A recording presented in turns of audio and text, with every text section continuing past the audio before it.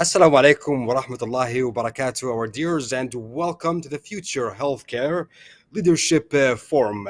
My name is Walid bin Khanfour, and I will be your MC for today. Allow me also to give you a short brief about today's event, as we will be speaking about very important topics. But first, let us listen to the Saudi national anthem.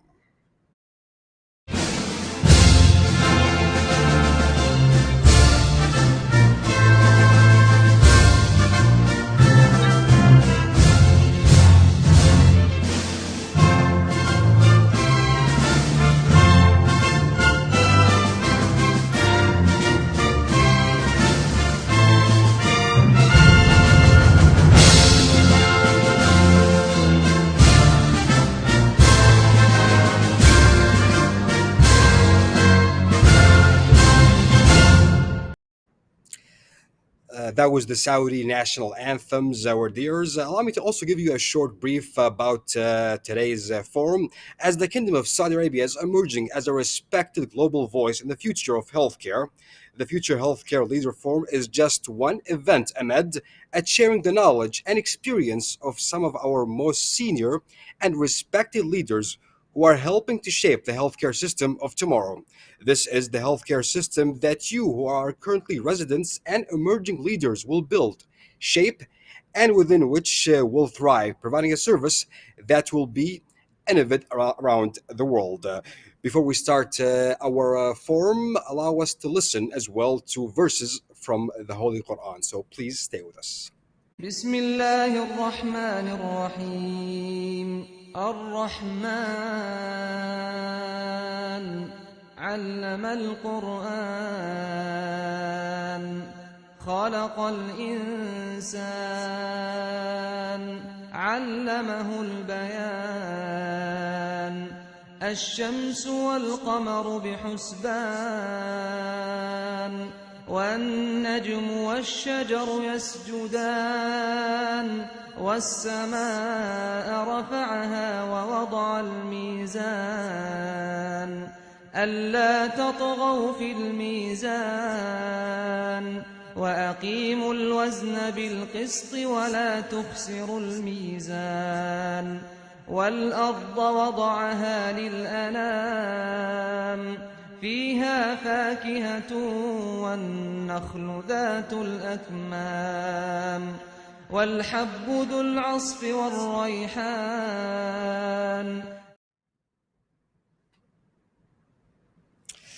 And welcome back, our dear attendees. We'd like to thank you also for attending this forum. And now allow me to introduce the custodian of today's forum, His Excellency Professor Ayman Abdu, Secretary General of the Saudi Commission of Health Specialties. Your Excellency, welcome. Very happy and honored to be with you here today. And now I give you the mic.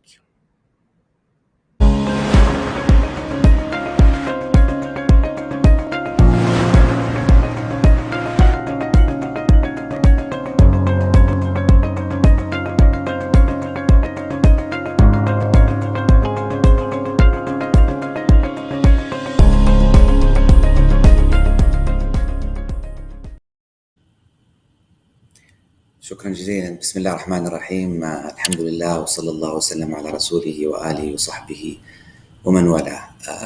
سعيد جدا جدا أن أكون معكم اليوم في هذا المؤتمر المهم جدا لمستقبل الرعاية الصحية في المملكة.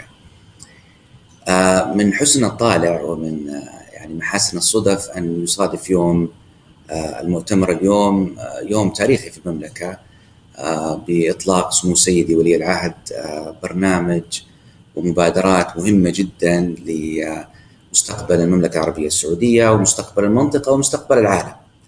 اليوم أطلق سمو سيدي برنامج أو مبادرة السعودية الخضراء، اللي حقيقة تستشرف مستقبل عظيم لبلادنا، مستقبل أكثر صحة، أكثر انسجام مع التوجهات العالمية، ومستقبل يدل على أن بلادنا فعلا تمتلك قادة يستشرفون المستقبل. فإذا إحنا ما نحتاج إننا إحنا يعني نتكلم عن قيادات بعيدة عنا. ملهم. ما نحتاج أن نمثل بشيء أكثر من اللي حدث للمملكة العربية السعودية في الفترة الماضية.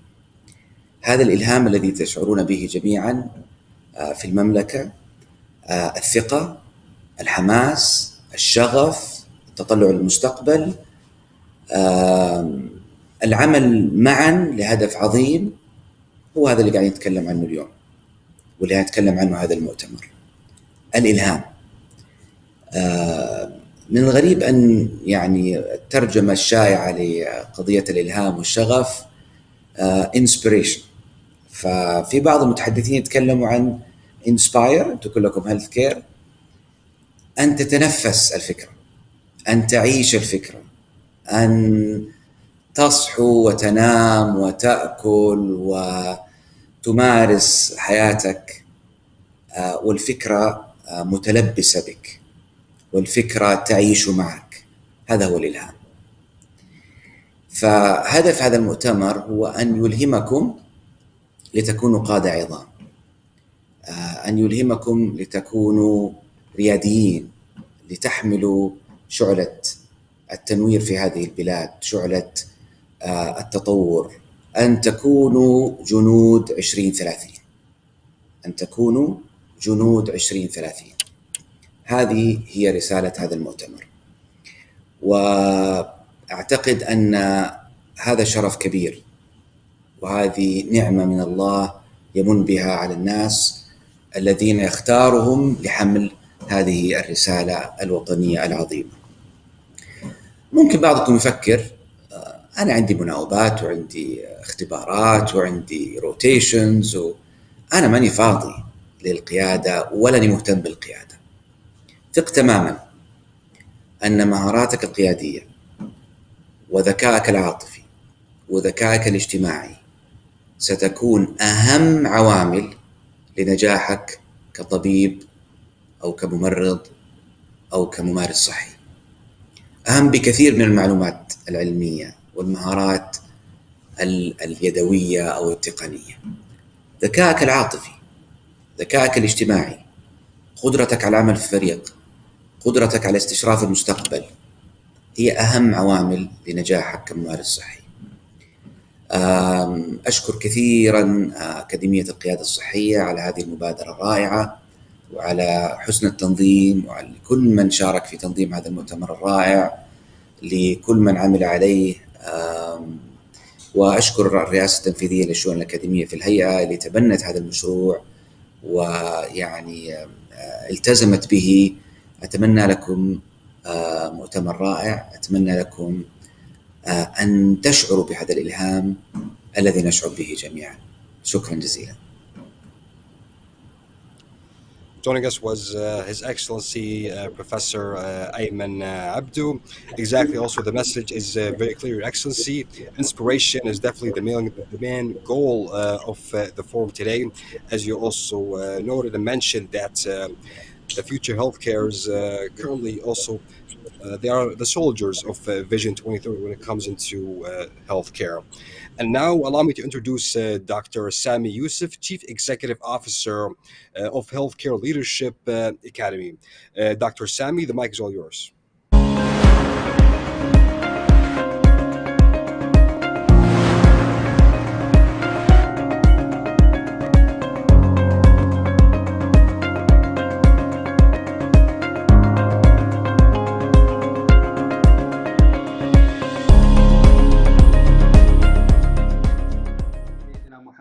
وعلى آله وصحبه أجمعين.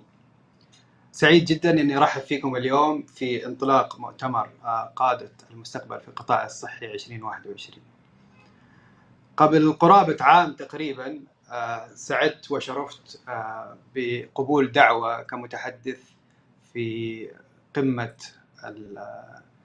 ممثلين التدريب في الهيئة السعودية للتخصصات الصحية بدعوة كريمة من أخي وزميلي الدكتور سامي الحيدر. وخلال هذا المؤتمر حقيقة لاحظت وجود شغف كبير ورغبة كبيرة من المتدربين لتطوير مهاراتهم القيادية وحضور برامج تمنحهم هذا الزخم وتمنحهم هذه الفرصة لتطوير قياداتهم الصحية أو مهاراتهم القيادية في القطاع الصحي. ولذلك حرصت أنا وفريق العمل في الأكاديمية خلال العام الماضي أن نجعل البرنامج هذا أحد أهم الأولويات في أكاديمية القيادة الصحية. وخلال العام المنصرم جمعنا لجان علمية، جمعنا خبراء في مجال التدريب الصحي وخبراء في مجال القيادة الصحية، وبدأنا حقيقة نصمم برنامج. حبينا أن يكون البرنامج هذا على مستوى عالي جدا يرقى لطموحات وتطلعات المتدربين في البرامج الصحية التابعة للهيئة السعودية للتخصصات الصحية، ويرقى كذلك أن ينافس ويزاحم على مستوى عالمي برامج مماثلة موجودة في الدول الأخرى، ويكون أفضل ويكون فرصة متاحة للجميع، ويعطينا القدرة أن نطور قيادات تخدمنا في المستقبل ويصبحون جنود كما تفضل الأمين العام في رؤية 2030. مؤتمرنا هذا اليوم حيكون هو منصة انطلاق برنامج جديد، هو برنامج ملهم لتطوير القيادات الناشئة. هذا البرنامج إن شاء الله سيستمر على مدار العام في أكثر من مسار.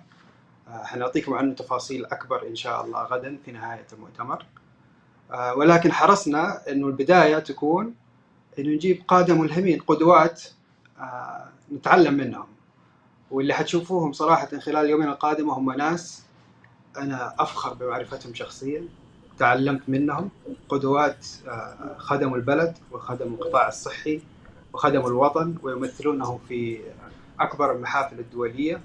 أتمنى أنكم تستفيدوا من خبراتهم وتأخذوا الوقت أنكم تحضروا يعني المحاضرات اللي حيقدموها خلال اليومين القادمة وتستمتعوا بهذا المؤتمر. وتحياتي لكم جميعا ويوم سعيد بإذن الله. Thank you, Dr. Sami Youssef, Chief Executive Officer of the Healthcare Leadership Academy, for these words. Now, allow me to introduce Dr. Wissam Abu Zenda, Chief Academic Officer of the Saudi Commission for Healthcare. Dr. Wissam, welcome. The mic's all yours.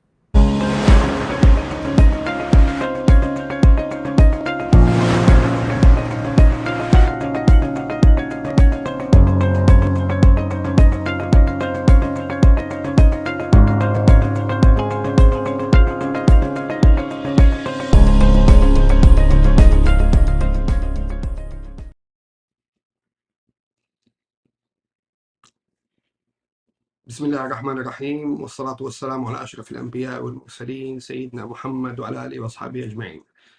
معكم أخوكم وسام أبو زنادة، الرئيس التنفيذي للشؤون الأكاديمية. كتبت لي كلمة من عزيز لإلقائها اليوم عليكم، لكن يغلب الشغف والإلهام طابع هذا المؤتمر، ولا كده من القلب. واحدة من اللبنات التحول الصحي المتدربين في التخصص السعودية من الاختصاص والعلوم والجمالات. شفنا رؤاهم الملحمية خلال جائحة كورونا، شفنا إبداعهم على المستوى العالمي بإنجازات غير مسبوقة، شفنا الإبداع والشغف في شبابنا خلال السنتين اللي فاتت. النظام الصحي حقق أشياء كثير، حققها بقيادة حكيمة، قيادة حكيمة فعلا ألهمتنا إن إحنا في الرئاسة التنفيذية للشؤون الأكاديمية نتبنى مشروعا زي المشروع اللي أتكلم عنه في سامي، اللي هو مشروع ملهم، والاسم كثير بعناية لإبراز الشغف والتطلع لمستقبل مشرق إن شاء الله للتحول الصحي في المملكة. الاستثمار في القوى البشرية خاصة في متدربي شهادة الاختصاص استثمار طويل الأمد، استثمار في تحولنا الصحي. إن شاء الله تجني ثمراته إذا ما شفتوها اليوم بأمر الله ستروها في القريب العاجل بأمر الله. أخيرا وليس آخرا، نحن نعمل دائما مع شركائنا في جميع القطاعات لدعم متدربين الأعزاء، لإلهامهم، لتوفير البيئة التدريبية المميزة ليتمكنوا من أداء واجبهم على أكمل حال. ولهذا أنشأنا إدارة تمكين المتدربين لتساعد في لتساعد في هذا المسار إن شاء الله. وأحد أهم بواكير الإدارة وهو برنامج ملهم بالتعاون مع أخي سامي يوسف في أكاديمية القيادة. طبعا زي ما قال يا سامي وكان يستعرض معكم البرنامج يعني باسترسال شديد، بس اللي بدي أكد للجميع إنه القيادة يعني هتكون للجميع، هيكون في أشياء تخص جميع المتدربين، في أشياء تخص الشيف ريزيدنس وقادة المتدربين، وفي برنامج نوعي أخوي سامي مرة متحمس له إن شاء الله كده يكون inspire نسميها inspire for wrestling. فإن شاء الله نطلع لحاجة نوعية وبرنامج فعلا يثري القطاع هذا. وخير بداية لبرنامج مهم هو وجود قادات عظيمة تعلمنا منهم جميعا، يتكلموا خلال اليومين القادمة على محاور أساسية في القيادة الصحية، ومنهم إن شاء الله نأخذ الإلهام ونستشعره وننطلق نحو رحلة ملهم بأمر الله. الله يعطيكم الصحة والعافية. شكرا لإدارة تمكين التدريب في الأكاديمية القيادة، شكرا لأمين العام الملهم الداعم. يعطيكم الصحة والعافية وكونوا ملهمين. يعطيكم العافية. Very well said, Dr. Wissam Abu Znada, also for highlighting these important facts and speaking, also giving some information about Mulhim program, which will be launched tomorrow, inshallah. With that said, let us take a short break and then we are going to be right back. So please stay tuned.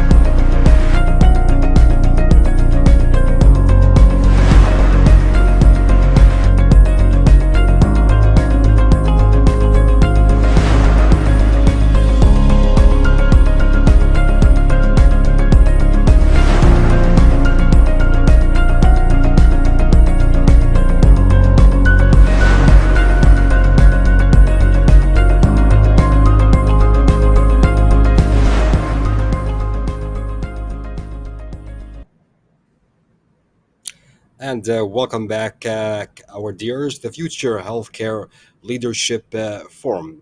Now we will begin our topics. To begin today's topics will be Dr. Wissam Abuznada, the Chief Academic Officer of the Saudi Commission for Health Specialties. Please note that each speaker will have 20 minutes. The last 5 minutes will be used for Q&A. Each participant also as well can text his message or his question on the website. Dr. Wissam, the mic's all yours.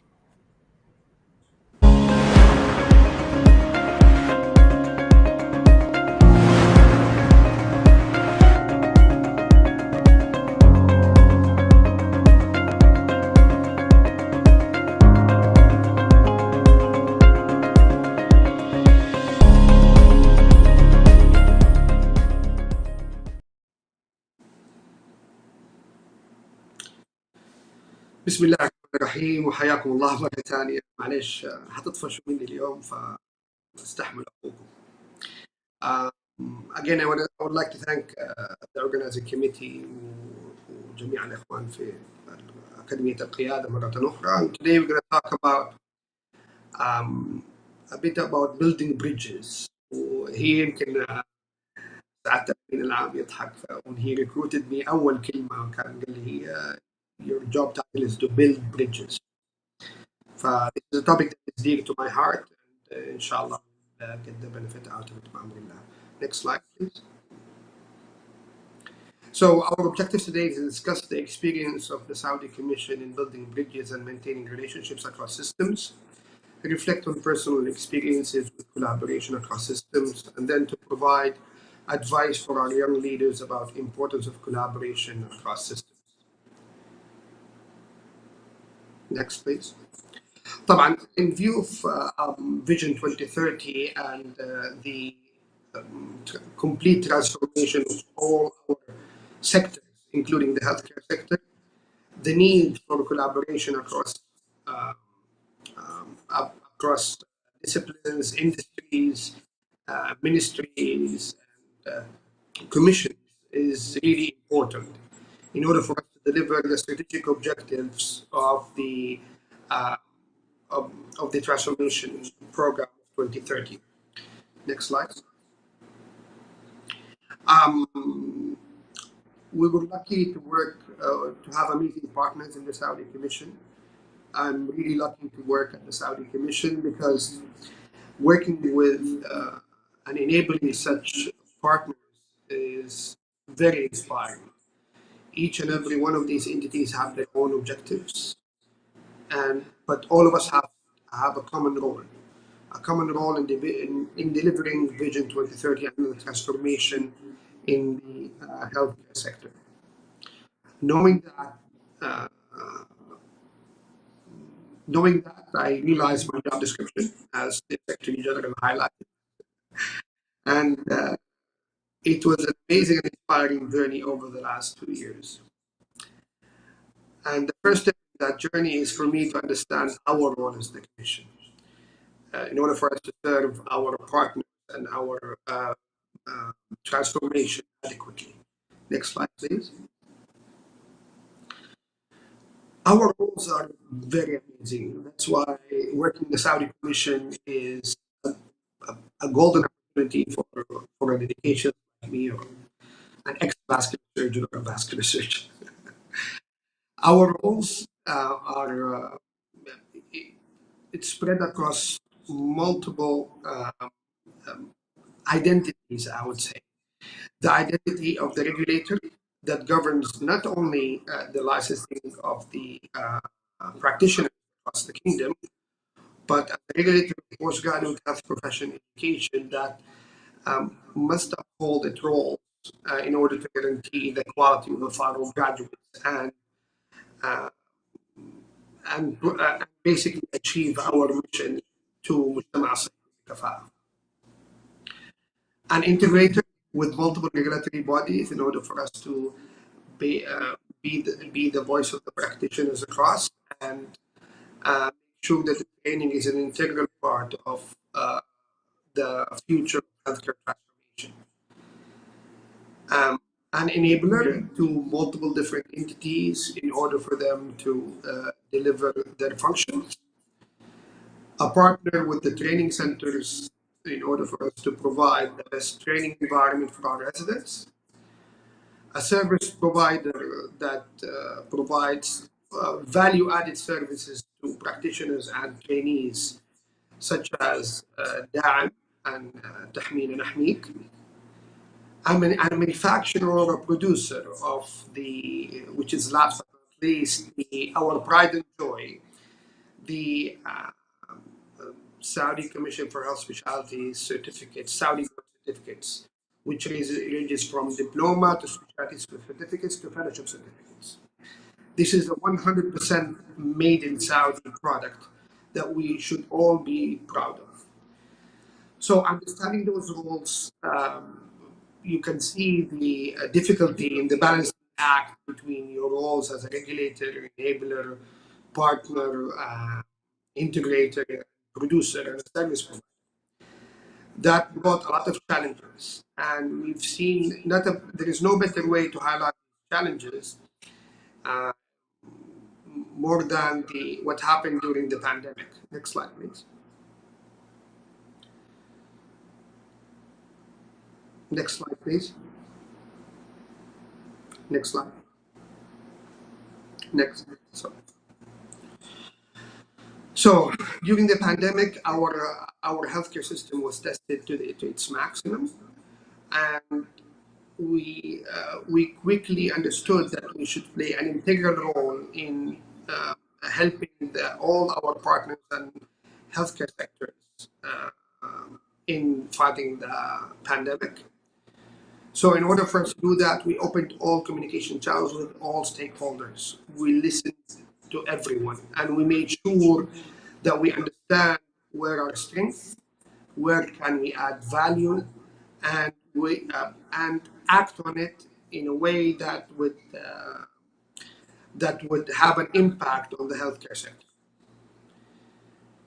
We added value psychologically through DAIM initiatives to all healthcare practitioners, more than 500,000 of them, and we were able to scale up from the trainees only to all healthcare practitioners in no time.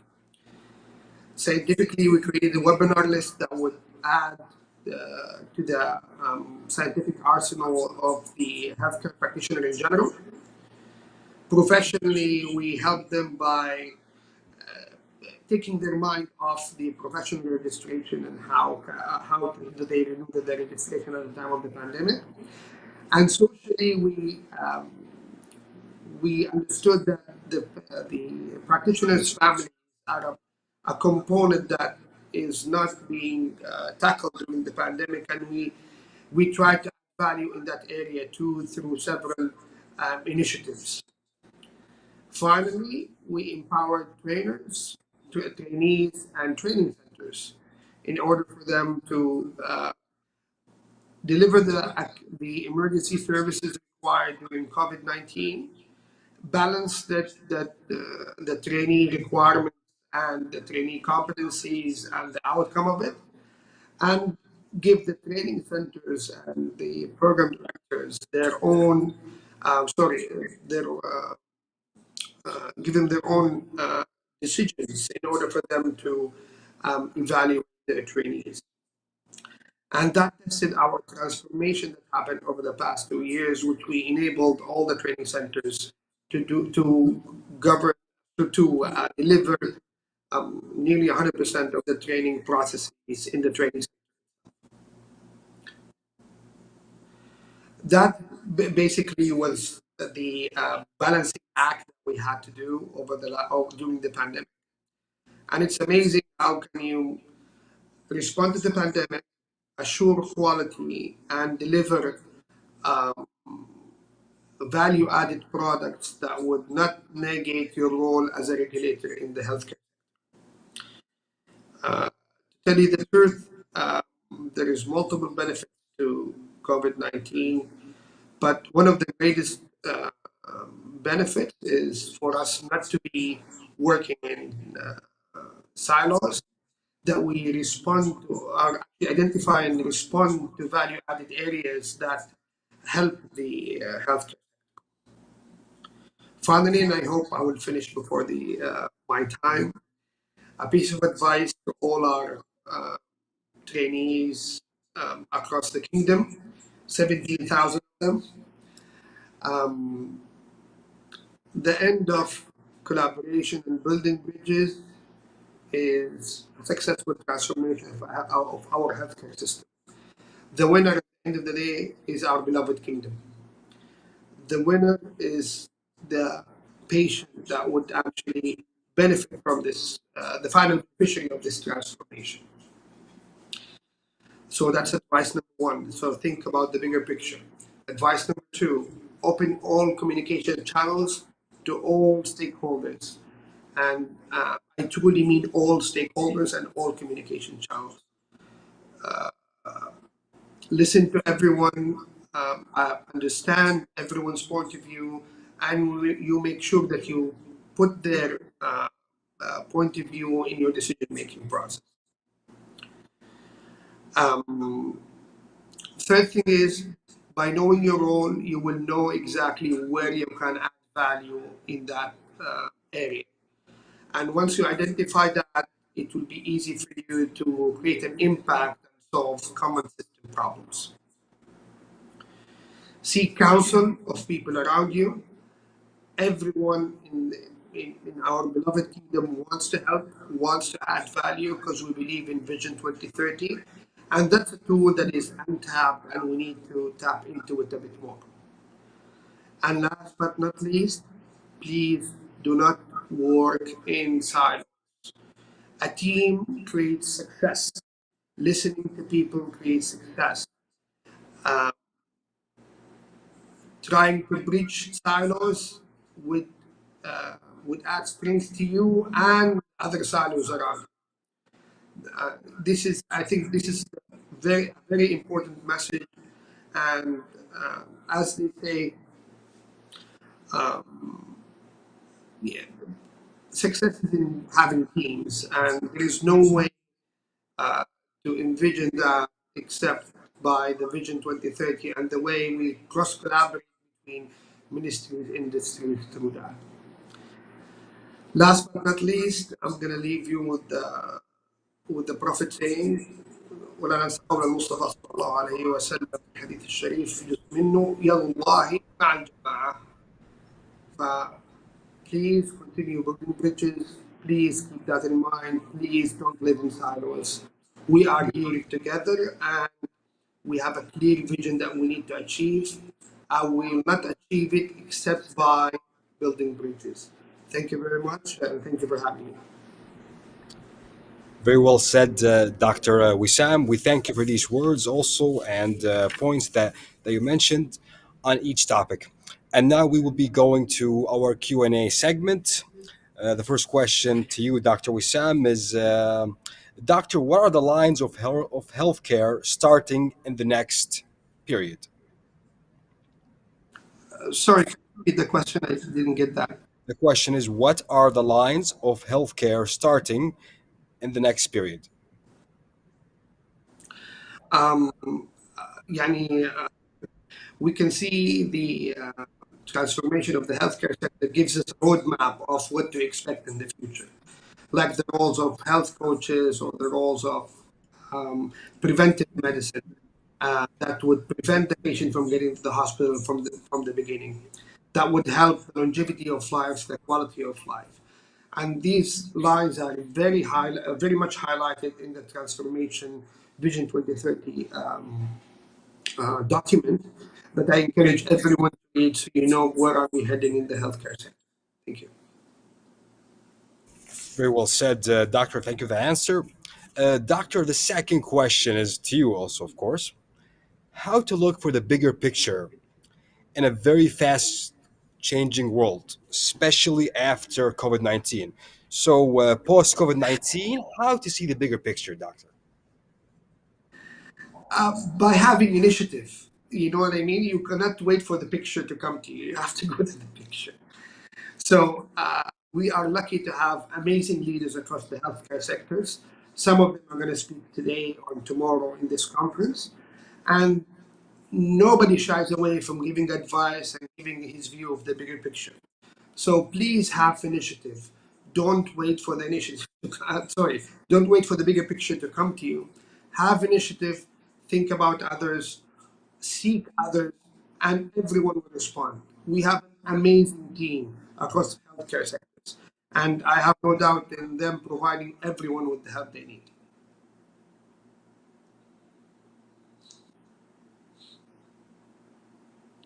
I hope that was good enough. That, of course, first human beings comes first also, and that was definitely shown during the COVID-19 situation and how it was handled. Let me go, doctor, to the final question that I'll be asking you today. What kind of psychological value did you provide to your trainees?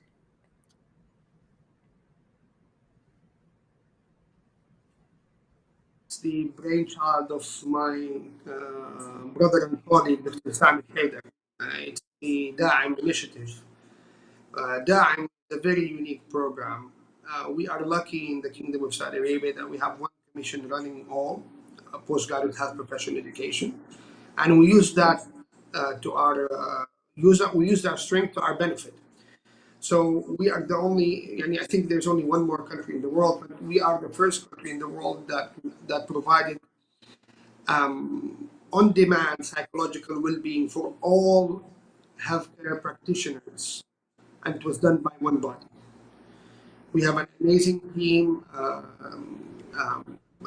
spearheaded by Dr. Saud Al-Omar, who basically was instrumental in scaling up the DAIM initiative, which started 4 years ago for trainees only, to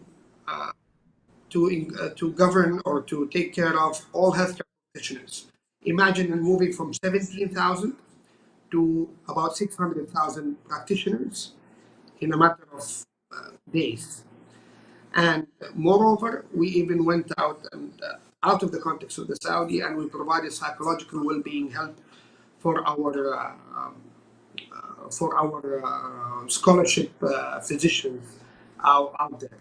And one of the most amazing things, one of the trainees who was in a scholarship, she opened the ticket, requested that basically, and in the description of the problem she says, which is actually made all the, which put everything into perspective actually. She said, "Thank you for being there for us, and thank you for thinking about us. I do not need any help. Just by that I'm being there, I'm being helped."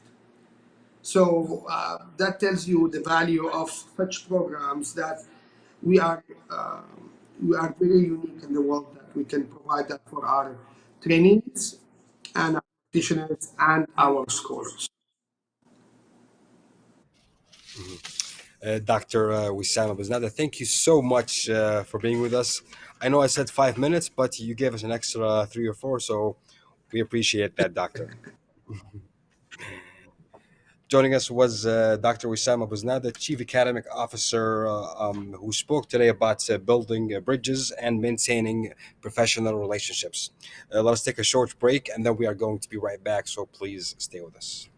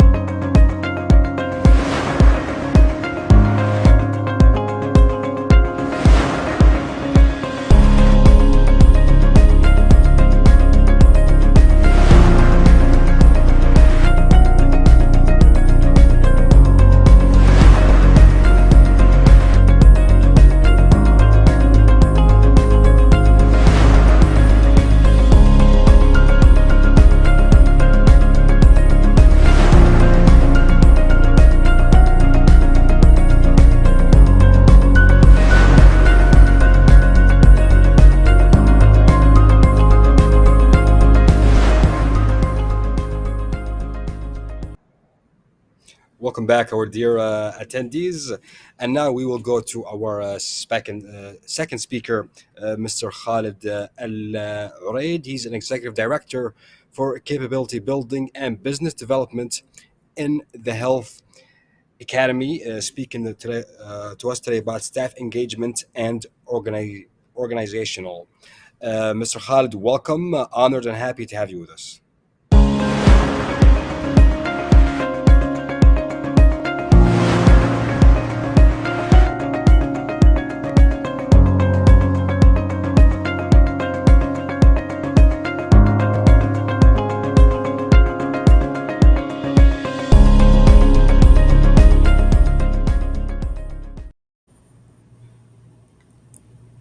Assalamu alaikum wa rahmatullahi wa barakatuh. Good afternoon, everyone.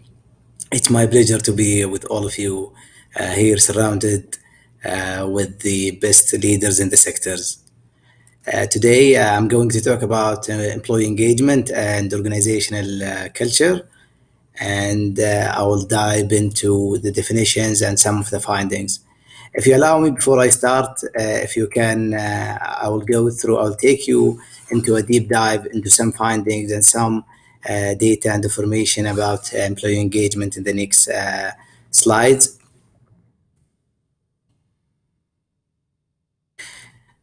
Starting with the percentage of engagement, imagine that it's a shocking number, I know. 85% of employees are not engaged in the workplace in 2021. 81% of the employees are considered leaving their job in 2017. Low employment engagement cost companies around $500 billion or 450 to 500 billions each year. Companies with high engaged workforce are 21% more profitable. Good companies' culture increase revenue by 4 multiples. 1 in 3 professionals cite bedroom as their main reason to leave their job. 37% of the employees consider recognition most important things to stay at their jobs. 29% only if employees are happy with their career advancement opportunities. This is some of the findings and about the global factors and global data about employee engagement. And in the next slides, on the next 2 slides, Gallup have produced a big report, has one of the biggest participation. 350 people has responded to this during 3 years. The overall result in the next slide shows the percentage of engagement. 52% were not engaged, 30% were engaged, and 18% only was actively disengaged. And the comparison between men and women, it was between 28% engaged, while women were 33%, 53 for the engagement, for not engagement for men's, and 50% for the women's, 90% for the men, and 70% for the women in the actively disengagement. In the next slide, the overall result was only 32% of the employees identify as engaged. 15,000 the average replacement cost per employee. 21% increase in profit from companies with high engaged employees. Now diving into Saudi, this is one of the recent reports. It's challenging sometimes to find reports related to employee engagement in Saudi. This report has categorized the engagement into 3 categories: say, stay, strive, say positive things about their organizations, or stay at the organization for a long time, or strive to give their best in the organization. If you can move to the next slide. Yeah. And in the stay, the last report reported that 81% in Saudi, which increased by 3 digits or 3% in comparing with the previous year. In stay category, 68%, which would increase with 2% comparing with the 2018 report, and strive was 76% with increase 3% comparing with the previous year. And I believe this is indicate how people are very engaged in Saudi during that years and during the Vision 2030, where people, whether they are willing to participate in the vision and they are actively willing to be part of the bigger picture and the change that's happening within the government. In the next slide, I'll be talking about a little definitions about employee engagement. Maybe some of you know what's exactly employee engagement, but it's the context where people are feeling passionate about their job, how they committed to the organization, and how they are performing their job in a best manner. The three categories in the next slide of the engagement. It's engaged or not engaged or actively disengaged. In the engaged part, people are passionate, they drive innovation and move the organization forward. In the not engaged, people are investing time but not much energy or passion in their work.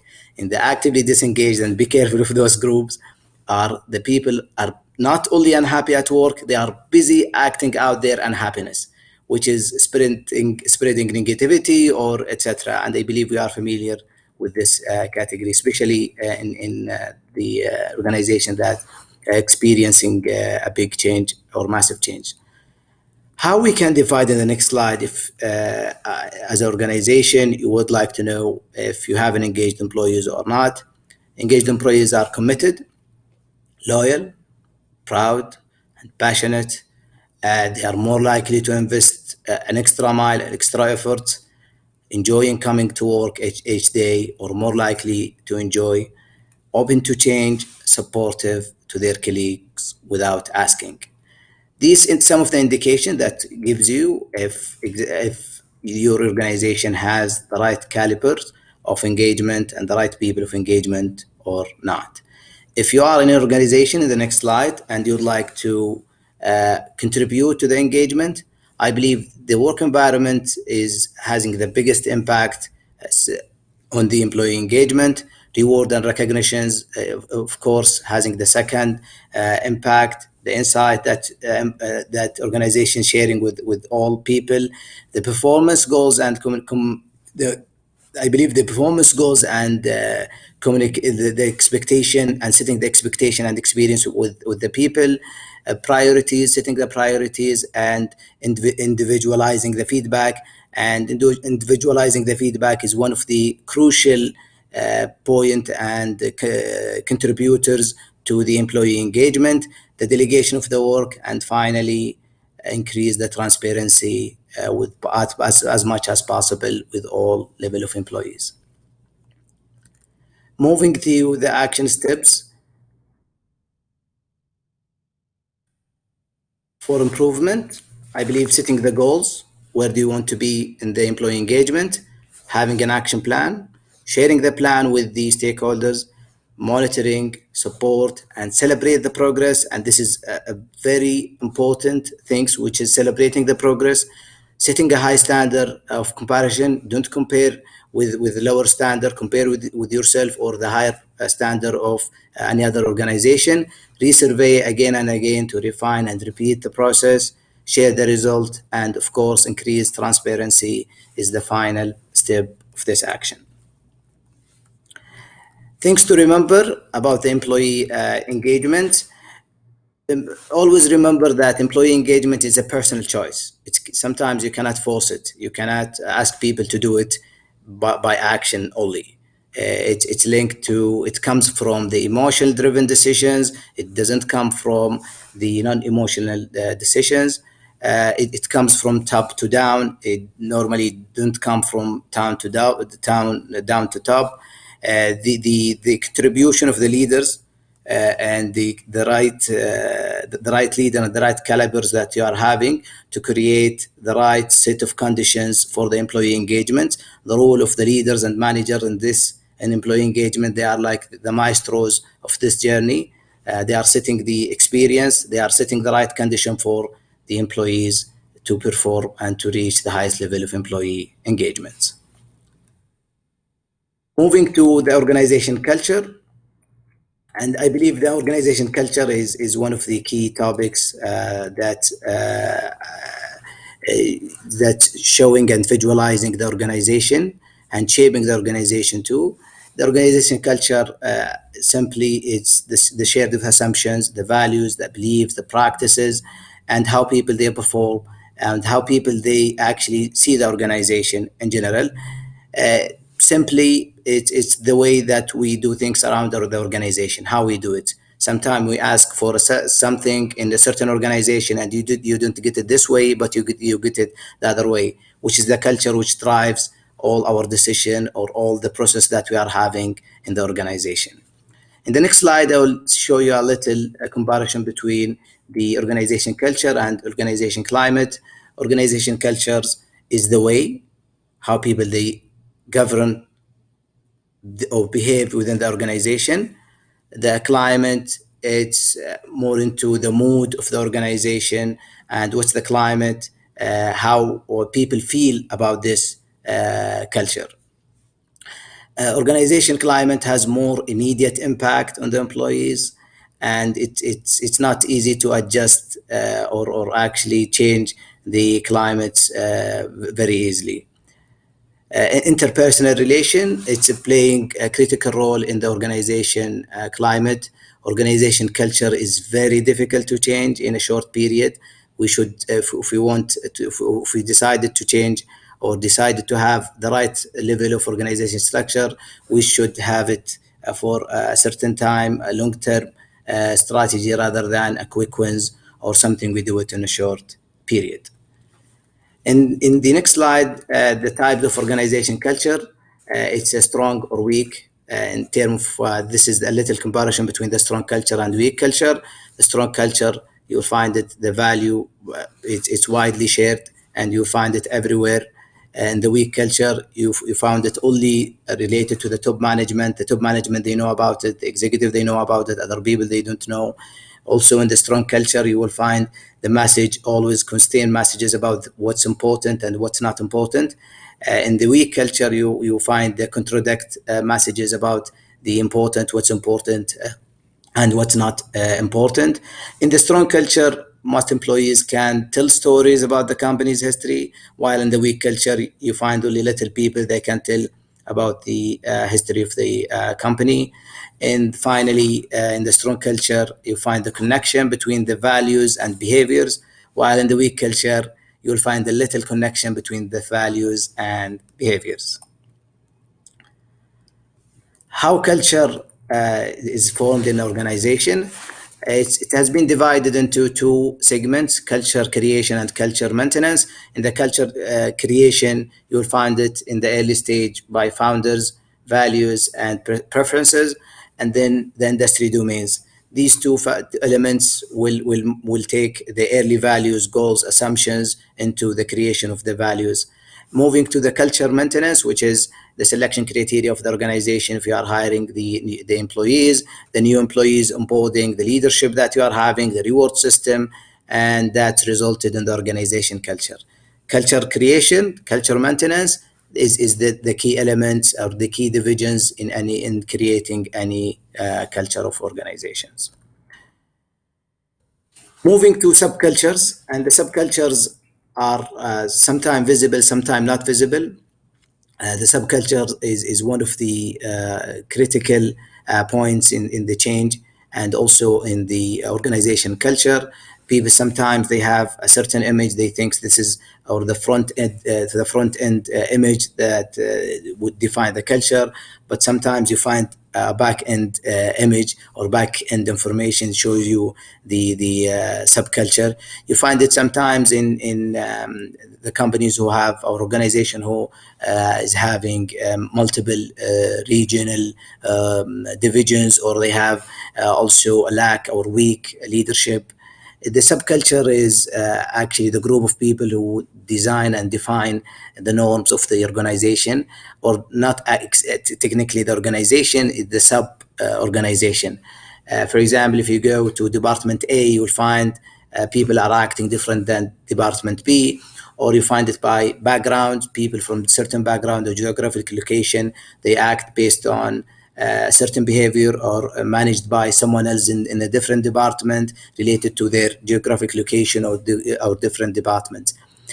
The larger organization grow, and in the fast growing company they face little difficulties in terms of culture, because they find you will end up having if you don't keep an eye on the culture and subculture, you will find many subculture within the organization, especially if they don't have a diversity and inclusion agenda as part of their strategy or their operational plan. Moving to the forms of organization culture, there are 4 unique types of organization culture. Hierarchy culture, where actually the primary focus is structure, sustainable, get things done. It's more focused on process, procedures, structure, everything is clear for people. Market culture, where people, the core assumptions are let's compete, go, get it done. Competition and growth is the market. The market is leading the culture. We want to compete with our competitor A, we want to compete with our competitor B, and it's their statement always, we are in it to win it. Clan culture, clan culture is actually focusing on mentorship and teamwork. It's actually creating a new family for your organization, and you find it normally in the startups and the companies in the early starting phase. They focus in how to have a second family rather than a hierarchy culture, which is based on structure and process. In the clan cluster, it's linked to people more than process and procedures. We are in this together, their statement always. In the adhocracy culture, it's a risk-taking culture. They go, they take the risk. They have a statement. It might be not their statement, but no risk, no risk. The risk is very high. The appetite is very high. They go and try to actually try to explore a new market. This is most of the companies who are reaching a maturity level or the edge of their business. They are always trying to get a new product or expand in a new market and taking more risk comparing with other cultures. In the culture change, this is some of the highlights about the culture change. The organization culture is difficult to change, and it takes a long time. It's not something that you do it in a very short notice. If your organization is performance enhanced, culture is unlikely to be in need of change. Sometimes leaving the change is a change by itself. Sometimes you find some of the organization, they are focusing on change and they don't know where to stop. I believe knowing where to stop is very important, because sometimes you change whatever you have changed, which is the result of the previous or initial culture that you were in. Organization affect the culture of the people and of the individuals, and of course the process and the impact of the process on any change is very important. Having a clear process, having a clear expectation is very important in the changing any cultures. The culture are defined and developed through a system of communication, of values, of many factors, and sometimes it's not about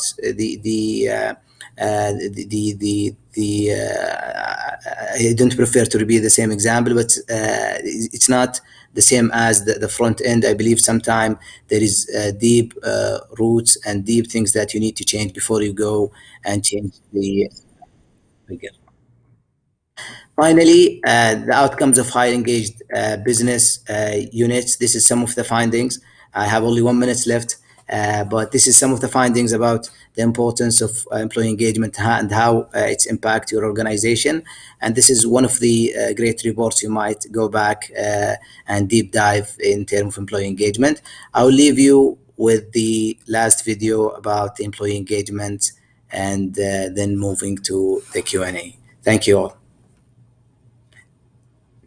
Nick?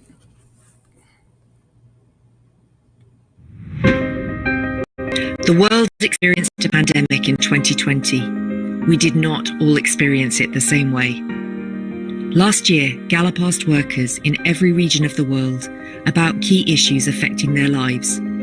The insights from these questions developed our newest iteration of the State of the Global Workplace report. Here are some of our discoveries. Globally, employee engagement is dismally low. The majority of full-time workers in the world are either watching the clock or actively opposing their employer. This disengagement creates a drag on productivity, innovation, and organizational change. The workforce reported higher stress, worry, anger, and sadness than the previous year. Negative emotions increased more for women than men, and more for workers under 40 than those over 40. Given the hospitalizations as well as lockdowns, closed schools, increased remote work and unemployment, these numbers are not surprising. They represent the frustrations and struggles of millions of workers across the planet. As employers rethink and restart their workplaces, there is still hope for the future. Most urgently, leaders must take action on the importance of overall employee well-being and engagement for workforce resilience, from physical health to loneliness, financial hardship to community support. All these factors influence the enthusiasm and productivity of workers. Successful corporations of the future will not only generate profits, but will also generate thriving employees who are capable of weathering crises.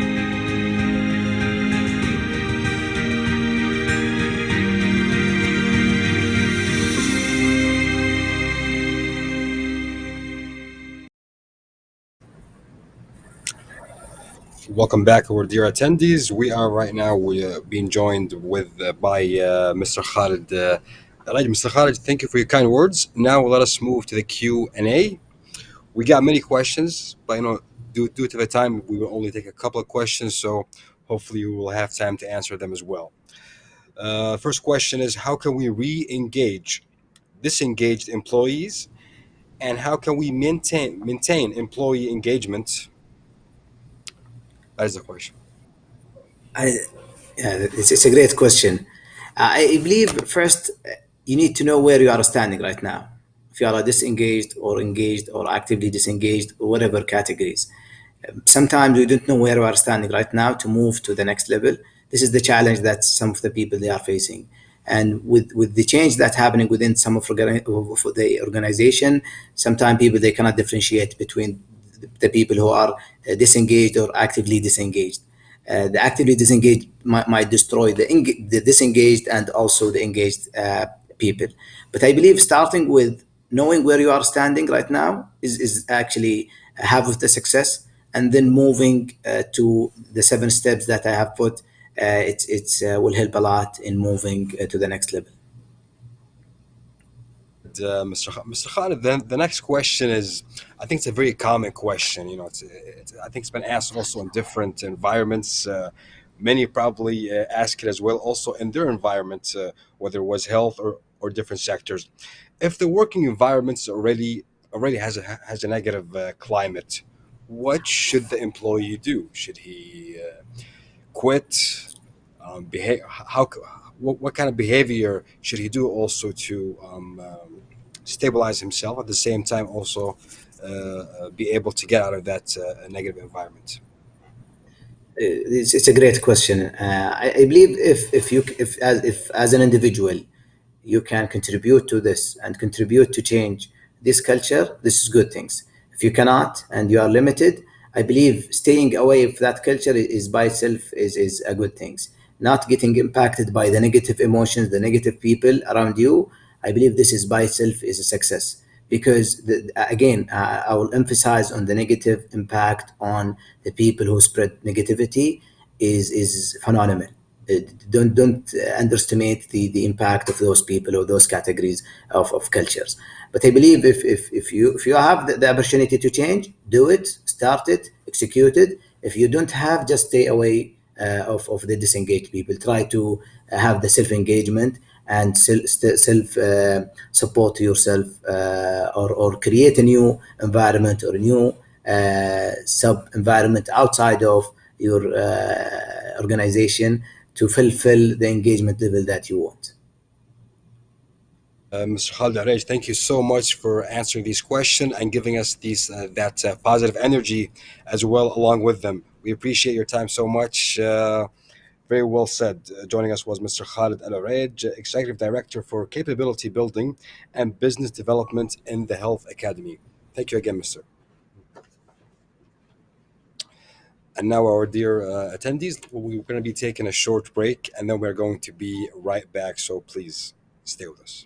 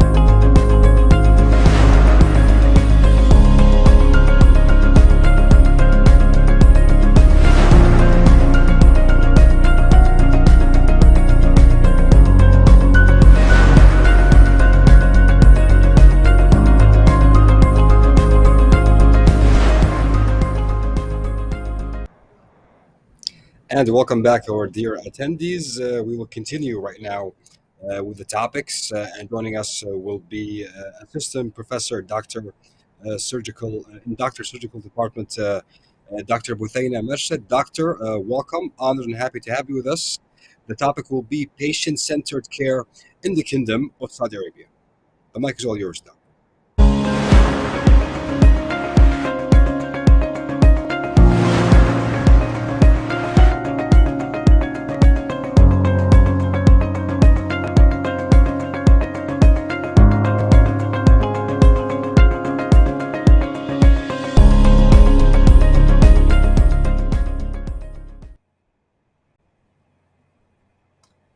السلام عليكم ورحمة الله وبركاته، والصلاة والسلام على سيدنا محمد أفضل الأنبياء والمرسلين. It gives me a great pleasure to be here today with you and to be one of the speaker among the distinguished speakers in this forum. And I'm so happy that today I'm going to talk about patient-centered care. Next. Patient-centered care is not a new concept or a new approach, even though it has gained a lot of attention in the recent years. It was founded or it came known in 1960s, and it was beginning as the title was about person-focused care, and then it provides for care. This concept or this approach, it focuses on the patient as well as the family, where the care will be according to their health need. And it's required that all healthcare providers become advocate and to empower this patient in order for them to be actively participated in their healthcare management. It's associated with the very high patient satisfaction, and it required from the patient a lifestyle change. Next.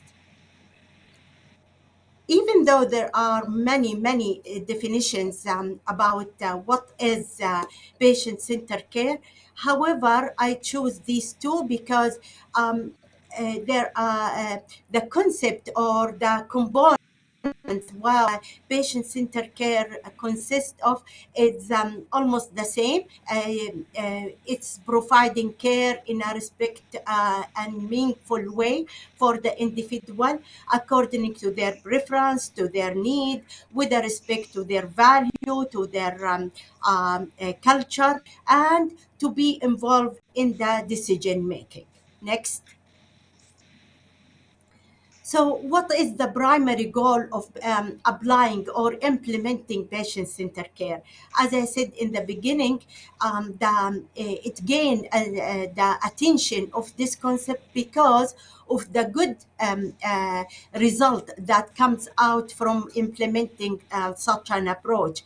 There is the health outcomes of these individuals engaged in such an approach. It was very good and improved also and increased the patient satisfaction, increased the staff, the healthcare provider productivity, and reduce the overall cost.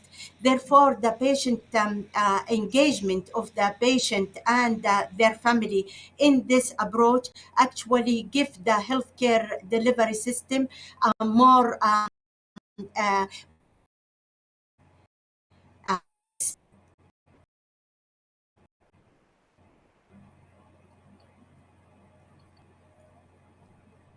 okay, next, please.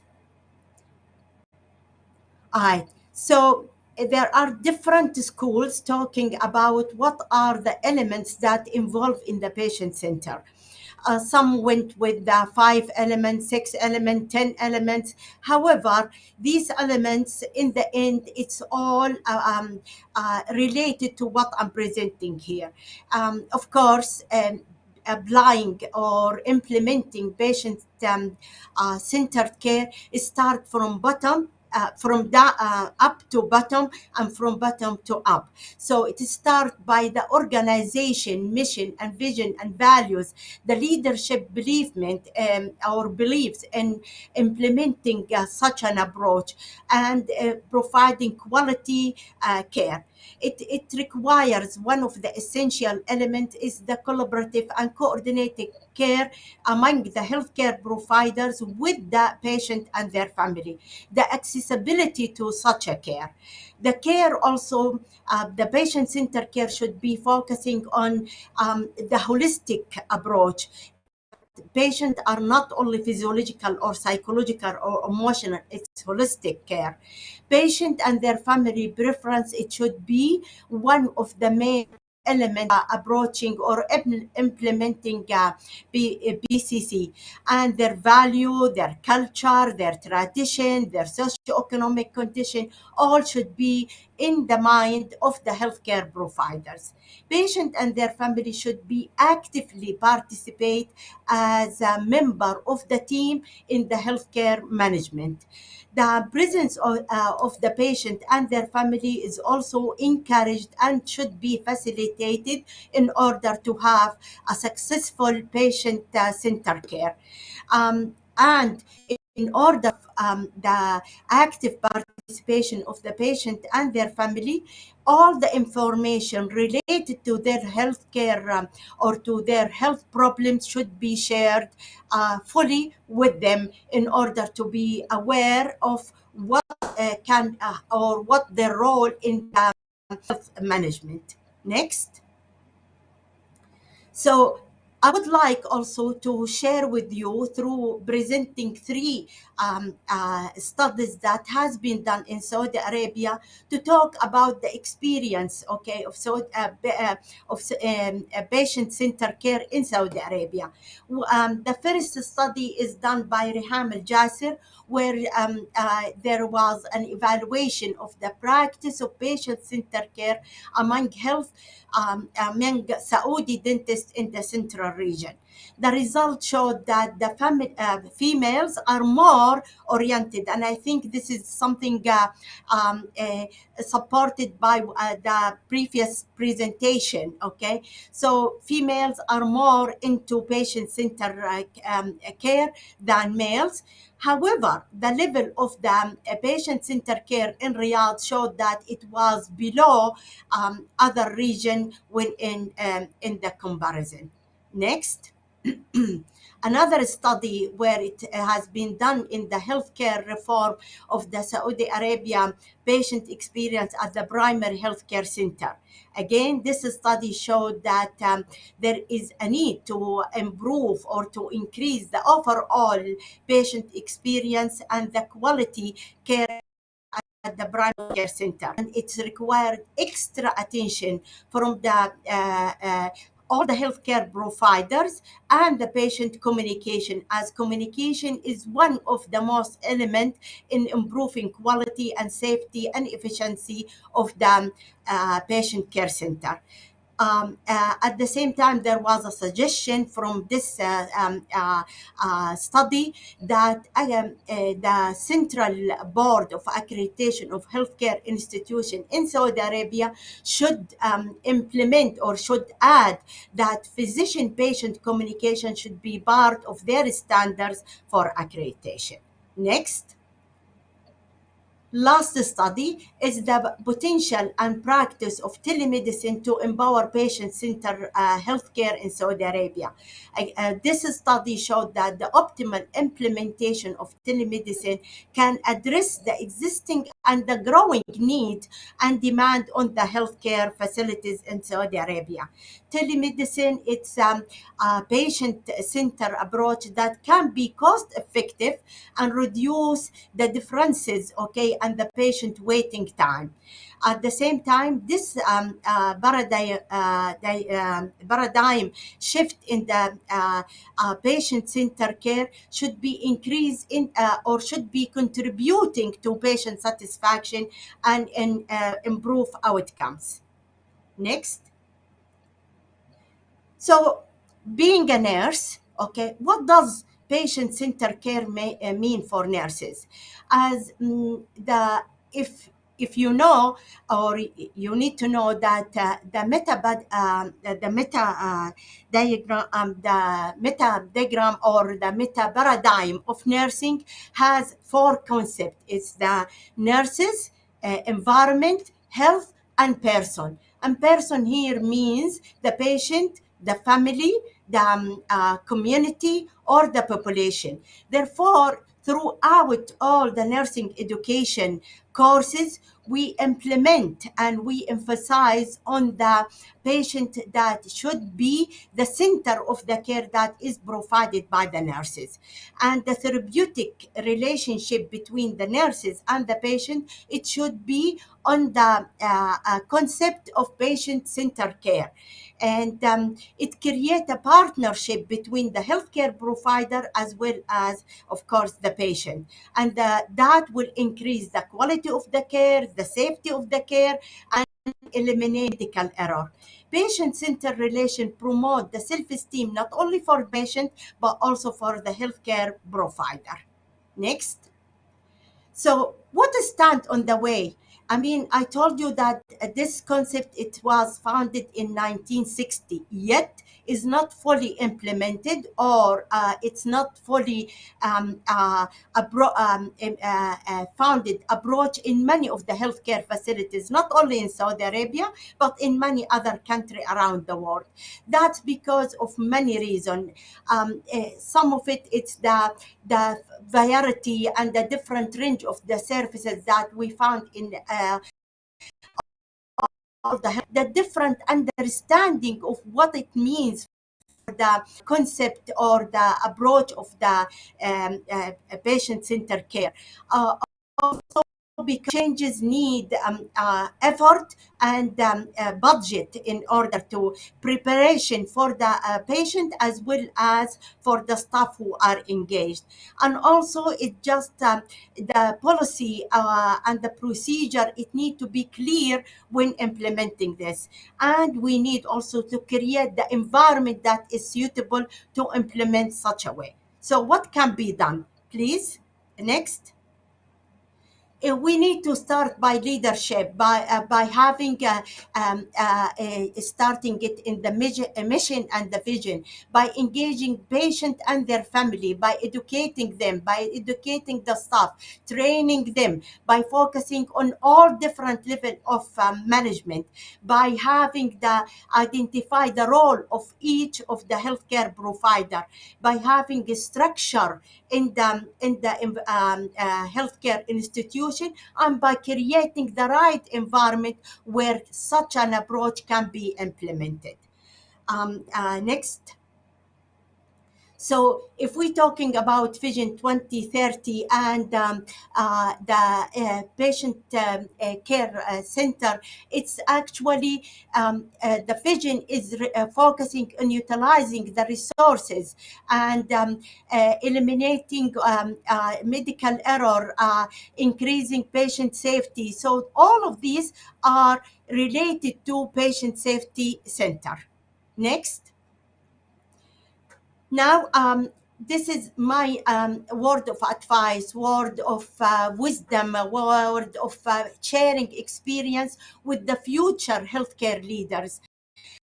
And I have to do that by sharing my personal experience.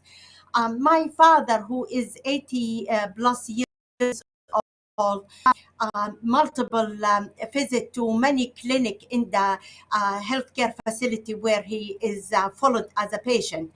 I would like to say that unfortunately,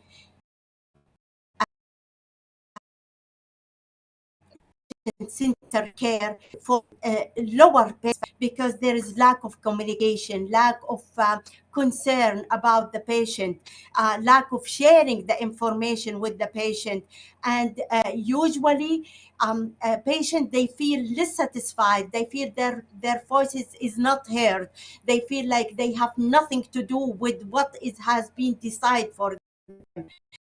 Time when they talk to my father, the healthcare provider, they actually looking at the computer screen rather than looking at the patient, not asking the patient about how they feel. Okay, and even if they ask, it will be something just like a not showing the concern. So please, please, please communicate with your patient, have an eye contact with your patient, showing them that you are asking them in a genuine way because you want them to be involved in the decision making. And they should have we should be patient advocate, where we are sharing the information with this patient, letting them know that we hear their voices, we are here to help them to manage and to be involved in the management of their disease. um, uh, Patient family should be there also with the patient in for them to know. I mean, by starting by introducing yourself, who you are, and that will help the patient to know, to have the therapeutic relationship with all the healthcare provider they see, instead of not knowing even the name of the physician who is taking care of them. And I'm done with 9 or 7 seconds to spare. That was perfect, actually, Doctor. We appreciate it so much, and also appreciate you sharing a personal story or a personal experience, which I'm sure will inspire many attendees watching as well. And now, Doctor, let us go to the Q&A topic or questions. We got so many interesting questions. Let me start also with the first one, which is what terms of patient engagement specifically we expect to prove? Well, first of all, before we talk about patient engagement, we need to know that there should be a preparation for this patient and their family by sharing the information, by asking them like what's their concern, what's really their preference, if they have more multiple health needs, which one of these need to be start with, and that is part of the engagement, or making them share their concern and their preference in which of these health problem we need to start with first. And if they have any concern, this patient, we should listen to these concerns. Great answer, Doctor.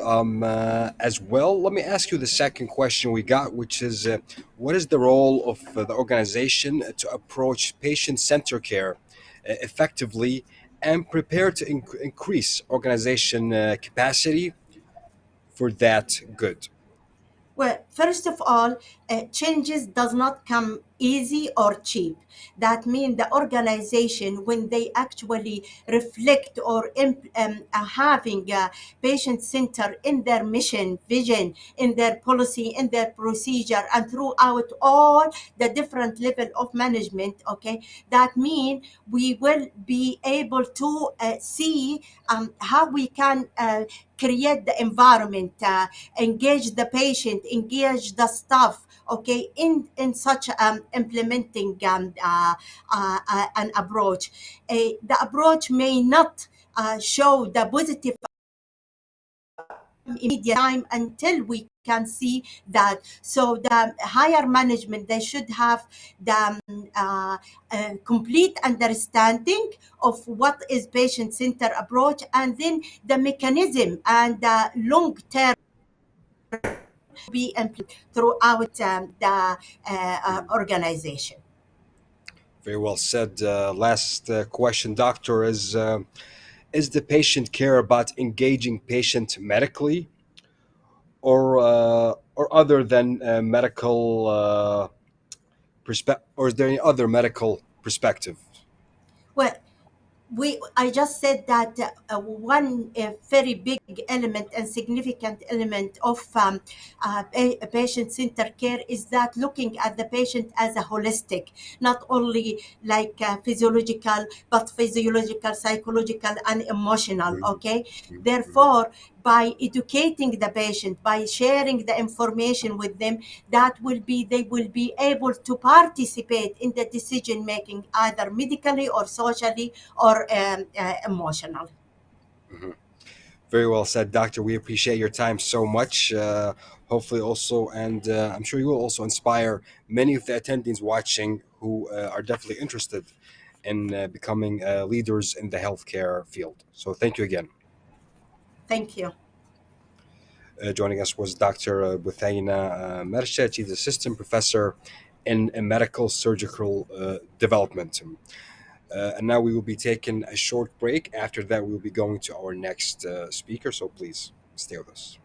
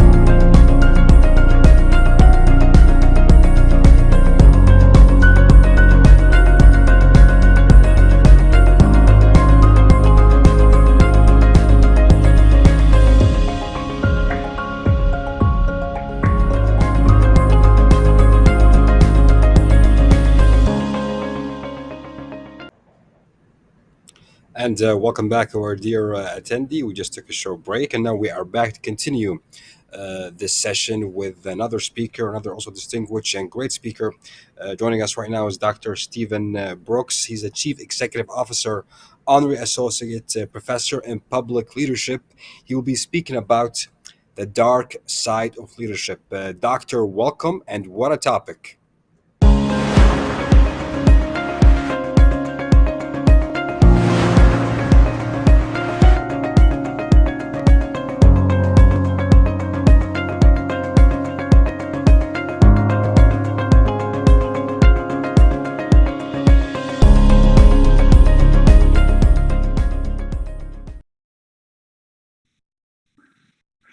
Okay, thank you, and good afternoon. And certainly that introduction, what a topic, is a really insightful one, because this is a very interesting topic. And I just want to share with you, I guess, unlike most speakers, I've got 50 years of experience of actually working life in leadership roles. I started at a young age in the military, then spent time in the UK policing, central and regional government, working also in academia for the last 15 years. So what I want to do is really to share with you an understanding of the dark side of leadership, but principally how to actually avoid the dark side of leadership and how to deal with it if you see it.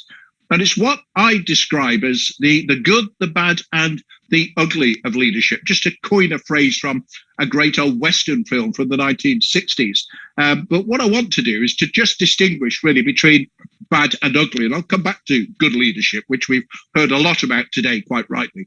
But bad leaders do not intentionally aim to be poor leaders. And I think in many cases, what we find is that the bad leadership is more to do with lack of skills or attributes to lead in some situations or most situations. And a term that you may be familiar with or you may come across is what's called the Peter Principle, where people rise beyond their level of competence, to get promoted beyond their levels of competence. And it's what Peter and Hull here describe as that cream rising until it sours. And the majority of occasions, it's because of poor leadership skills, but very, very occasionally you do that cream really sours and it becomes an ugly side of leadership. And what we tend to see is that is aligned to power and very often misuse of power. And this is a comment that was made by Lord Acton way back in a letter that he wrote in 1907, where he talked about power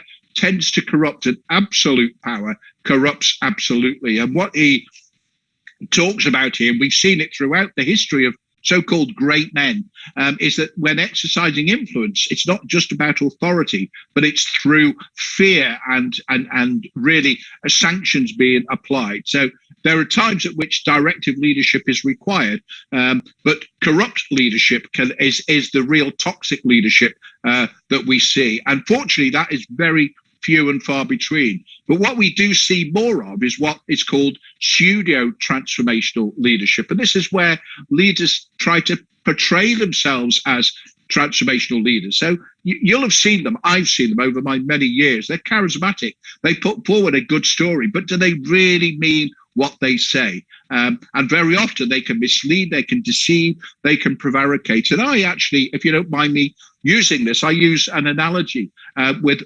ice. You just put ice cubes in the fridge.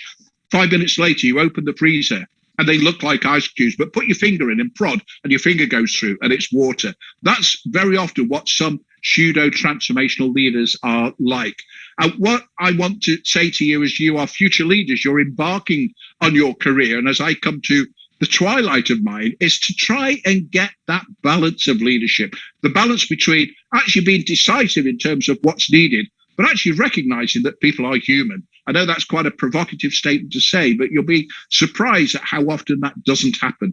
And it's about legitimacy, and legitimacy is the extent to which the people who follow you because they want to follow you. That is legitimacy. And if you resort to power without constructive debate, then we're back to what Lord Acton talked about back in 1907 and or the pseudo-transformational leadership. So for me, being legitimate is the how of collective leadership. And sometimes the dark side of leadership eclipses the bright side. And I don't know how many of you, probably very few, are fans of classic 1970s music from the Western world. And this image here, if you're familiar with the classics of the Western world, you will recognize this as coming from Pink Floyd's Dark Side of the Moon. And I use this to illustrate the dark side of leadership and how you can get on that bright side. And quite often, this dark side is more about bad than ugly leadership. And very often, and this is some work back in from Harvard Business School back in the 1990s, that it's about visionary leaders. And visionary leaders can be good, but they can also be bad. And very often, there are problems with visionary leaders in that they come to see that their vision cannot fail, and they start to deny that things aren't going to work. And from that, there can be some manipulation or impression management, making the vision to look something that actually it's not. And management practices then become liabilities. So what I want to do very quickly is to ask, why does this dark side emerge? And we talk a lot about good leadership, but very little is actually said about the possible negative impact of a culture that promotes leadership as the answer. So some questions we could ask. How do some leaders produce such negative outcomes, and why does that happen? What are the virtues and vices of visionary leaders? Some good, some bad vice, and some good aspects of visionary leaders, but is it the whole picture? And why does this happen? And unsuccessful visions, strategic visions, can often be traced back to the personal agendas of those who actually promote that strategy. So the dark side and its leadership deficit. Probably not many of you have heard of the term leadership deficit, but I just want to say that it's more about an institutional deficit rather than an individual deficit, which we talked about earlier in terms of being promoted beyond the level of incompetence. But a lack of leadership can actually result in a lack of institutional vision. So what is a leadership deficit? It's where we see personal ambition and greed outgrows the consequences of the organization. But how do we deal with this? And we've heard this already this morning, that we need to understand what we don't know as well as what we do know. And that will help us collectively to mitigate those flaws of some individual leadership. And why is this important? Well, dealing with these individual instances of particularly bad and ugly leaders is part of a collective leadership responsibility. And very briefly, this question here, why do some people turn evil? I haven't got time to go into this, but I think what you'll see here is that the impact of formal or informal leadership is really at the heart of this. Formal leaders will often rely upon positions of power, whereas informal leaders will use their charisma, their influencing skills. And if you're interested in this, have a look at Google the Stanford prison experiments from the 1960s, but also a really insightful book called where I got this title from, Why Do Some Good People Turn Evil, from Philip Zimbardo. So what we need to do is to really understand why we're getting to this position that we are getting to. And I think if we look back in history, the history of leadership, and I've gone back over 4,000 years, which I won't share with you today, but it's certainly building on the past. We go back to what I look at as the old world leaders. And this really goes back to the beginning, not just starting with the Greek philosophers. It can even go back to the days of the primates. But it takes us right the way through to the modernity, the Industrial Revolution, the Reformation, the Enlightenment period, and we move into the beginning of the 1900s, where we saw the impetus of scientific management, where managers, and I don't call them leaders, but managers saw their people as assets, not as human beings. And it was only in the 1930s and 40s that management, and then starting to look into leadership, saw human beings as actually wanting to work and being able to be motivated. And very often it was driven by this strong sense of ego. And we know about individual ego, but I'm sure you'll all understand that institutions also have egos. And what we need to move towards is this sense of a shared journey where we're in this together, we're working together. And it's about a collective approach to leadership. and we can look in a 360-degree way that leadership can emerge from any point in an organization. And I totally agree with the doctor in the last presentation with that important patient-centered care. It's top down, bottom up, it's all directions. And that's really where leadership needs to take place. So if we're going to look at the bright side of leadership, we need to understand that value-based leadership can have a huge impact on creating what our patients need, what our communities need, what our populations need. And we heard also about the challenges of primary healthcare. It's got to be value-based. And what we need to do is to surface and embrace competing values. And we heard about these competing values in an earlier session this morning, and I totally agree with that approach as well. So what we can do in dealing with this dark side to leadership, if we're looking to move beyond that, is to ask some intelligent leadership questions, as I call them. And I refer back to this poem of 1907 from Rudyard Kipling. I keep 6 honest serving men who taught me all I know. Their names are what and why and when and how and where and who. And for the purposes of the dark side of leadership, I want to look at the what, the how, and those why questions. And it all comes back to authenticity. Do you remember what I said earlier about legitimacy and about the ice cube going in the fridge? Well, if you're not going to be that ice cube that your finger prods through, be authentic. And authentic leaders are true to themselves and others. And authentic leaders build trust. And they do what they say that they will do, and they look at themselves honestly, and they will tell the truth.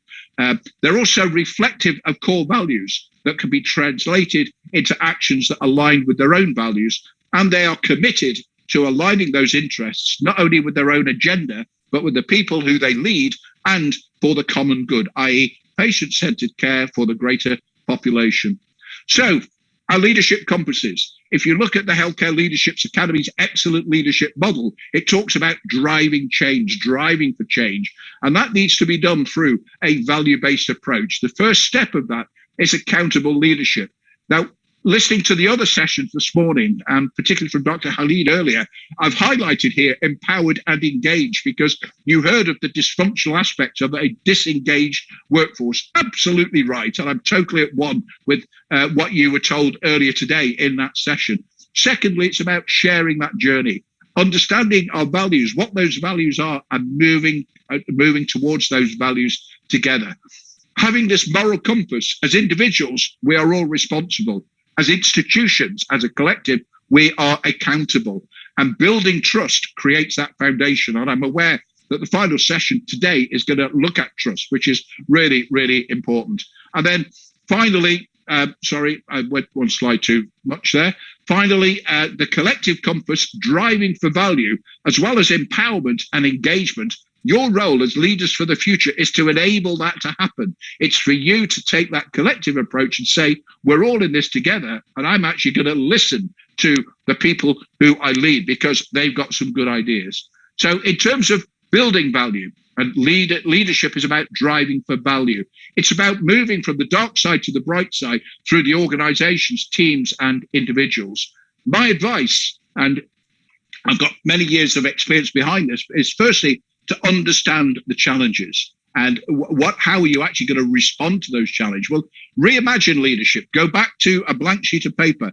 Think through what the challenges are that you are facing. You are our future. And I prefer speaking to people like you who are at the beginnings of their career, because you make things happen.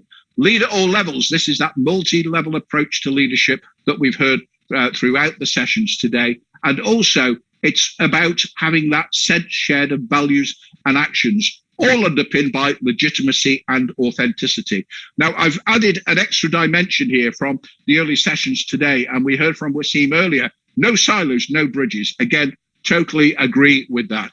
So, in summary, my advice to you is aim for the stars, aim to be an exceptional leader. An exceptional leader is someone who is a responsible leader. He steers a course between a perfect world and what can realistically be achieved. An exceptional leader is also an accountable leader. An accountable leader is one where she recognizes the need for legitimacy from those who are led and who accounts for what we actually achieve as a leader. And finally, for all of us as leaders, it's a collective. We both share and distribute leadership with others. We do that without being competitive. without exercising professional jealousy. And I've seen far too much of that in my time over the years, or selflessness. Ego is replaced by empowerment, enablement, and selfless leadership. So I thank you for giving me the opportunity to speak amongst so many esteemed speakers today in the kingdom. I hope that my small words of wisdom will help you to think through your careers at the beginning of your leadership, as I'm in the twilight of mine, but enjoying my work, working with Dr. Sammy and others in the Commission and the Healthcare Leadership Academy. So thank you, and happy to answer questions. You did actually phenomenal, Doctor. We appreciate it so much. And aim for the stars is right. I also commend many points you mentioned on leadership. Now, this is a very, I imagine, a topic that will interest so many, and so many can also relate to, not only in the healthcare sector or field, in different sectors probably, because many of us also have this probably stereotype. Sometimes their managers, leaders as being bad, and others will probably have a positive impact. But let me start also with a couple of questions from the audience. The doctor. First question is, of course, he thanked you for the informative points that you mentioned, and he said, "We know ourselves if we are having the ego by knowing that how we can manage our ego during our leadership period." So, the question is, how can we manage, let's say, also the tempting power and ego that comes with the leadership or management in becoming a good leader? Yeah, that is such an excellent question, and I really mean that, because we've all got an ego. We're human beings, and a lot of my work was actually influenced by some work many years ago, which looked at the selfless gene, the selfish gene, and I think that's built into us. That it's our need for survival. So we've all got an ego. I've got an ego. When I wrote about it, I said, have I got an ego? Of course I have, because I want my book to sell more than other books have on leadership. But yes, you have to manage that. And I think it's understanding this humanistic approach to leadership. And I think, if we look at your esteemed leader for the kingdom, who talks about what it is to be human, to be a leader, and I think that really is a good vision to pursue. Understand that you're dealing with people. Everything you do in your workplace deals with relationships. Even if you work behind a spreadsheet, at the end of that spreadsheet are people. So treat people as you would expect to be treated yourself. Treat patients as you would expect your loved ones to be treated if they found themselves unfortunate enough to be in hospital. So be selfless, but understand that at times your own ego will get in the way, and you need to recognize that and deal with it. I will definitely use that point. Be selfless, indeed. Doctor, let us go to the next question.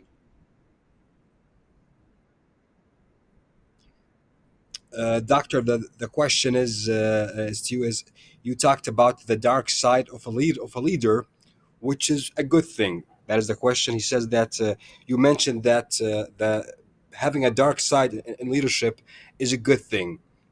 How is that possible? Perhaps I've either explained it in the wrong way, it's been misinterpreted. The dark side to leadership is where leadership is misused. So having a dark side to leadership is not good. The point I was making is there are times where you've got to be directive as a leader. You don't have time to consult. I've been in situations as a senior police officer where I've had to make very quick decisions and haven't had time to consult. But you have to make those decisions based upon the information that you have, and to make reasonable decisions. But where at all possible, if you got the opportunity to consult, to engage, and to enable, you must do that. The dark side to leadership is where that is ignored. So I want to make a distinction between dark side of leadership and autocratic or command and control leadership, because there is a place for that under some circumstances. There will never be a place for dark leadership where the humanistic elements are ignored. I hope that answers the participant's question. Another participant also as well has a question for you. He says, how can we prevent ourselves from becoming bad leaders as we grow up in our leadership learning? I think he's trying. I think the question is, how can we prevent ourselves from becoming a bad leader as we grow up also and become leaders in different fields? Okay, yeah, again, an excellent question. And can I come back with three very quick points on that? And I'll use 3 R's, if I may. One is role modeling. Look at people who have led you in the past who you really, who you really admire and who you would like to be as like. Also, reflect on a leader who you didn't admire and avoid those. The second is reflection. Whatever you do as a leader, always have some time to reflect back on the actions that you've taken. Why did you do what you did? Come back to those intelligent leadership questions. Why did I do that? And thirdly, reflexivity. Having reflected on what you did, what are you going to do in the future to change that and continuously improve? And this is why continuous professional development in leadership is so important. It's not just a cliche, it's actually applying your learning in practice. So role models, reflect, and reflexivity. So, take action about what you've seen as the good and the not so good parts of your own leadership, and model yourself on somebody who you really admire and avoid those who you don't admire. Very well said.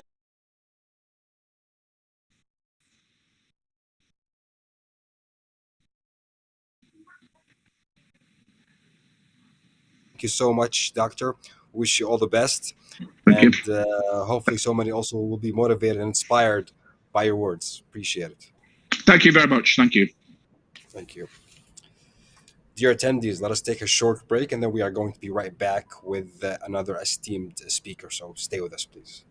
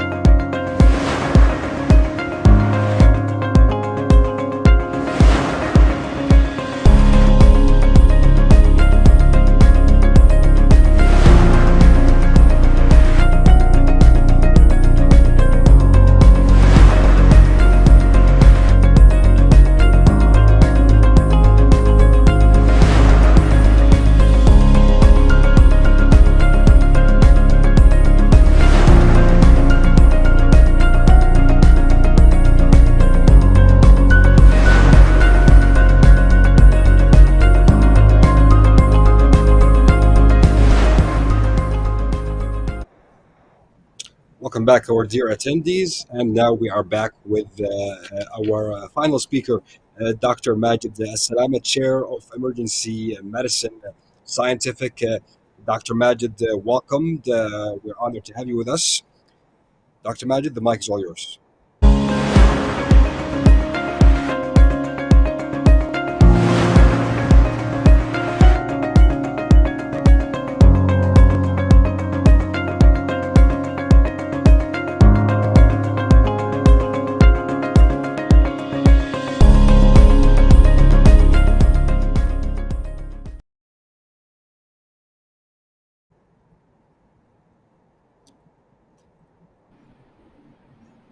السلام عليكم. السلام عليكم ورحمة الله. أحب أشكر جميع الحضور وأشكر جميع القادة الذين دعونا نقدم هذا الموضوع. وأقول الحمد لله والصلاة والسلام على رسول الله وعلى الله توكلنا. Today I've been asked to talk about trust and empowerment. These two topics are sort of intricated into our life. And so I've decided to talk about them by giving stories. And the best type of stories are stories that we get from time of leadership that we go through. So it could be parenthood, it could be the time that we're trained to work, or it could be during our careers. So next. The story I'm about to tell now can go back. The story I'm going to tell about now is regarding team number one in my life, which is my family. In my family, my eldest daughter, she needed to learn a new competency. She needs to learn how to put on her shoes. But she delays us every time. So I decided that it's time to empower my daughter to take over this task. She should be old enough to actually learn how to do it on.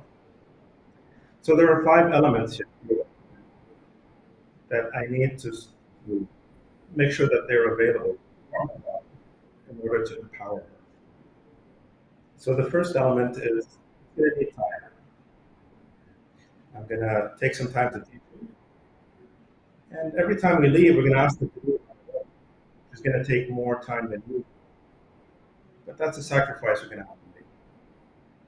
The second element that we have to consider is that failures are okay. Failure is a process of progression or growth. And that we're going to need to also give support. Now, I just want to differentiate between failures and disasters. It's going to become apparent later on during my talk.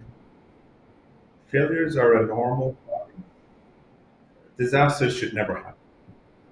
So when you going to provide support to my daughter to get through her failures, and I'm sure there is no disaster that's going to happen from tying up your shoes.